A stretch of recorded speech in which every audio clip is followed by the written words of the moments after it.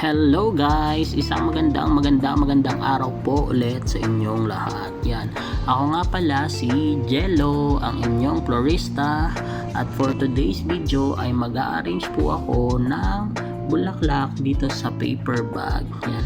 Medyo low budget na po kasi si customer at ang gusto niya ay small arrangement lang dahil napagastos na daw po siya doon sa regalo niya na ginto. Diba? At ito po ang kanyang kinalabasan. Charan! O, diba? Magic. Yan. Dito po ay gumamit ako ng gerbera, baby rose, chrysanthemum, carnation, at nilagyan ko na rin ng orchid. Syempre, dapat maganda pa rin kahit low budget. Hindi pwedeng pangit. O, diba? Yan.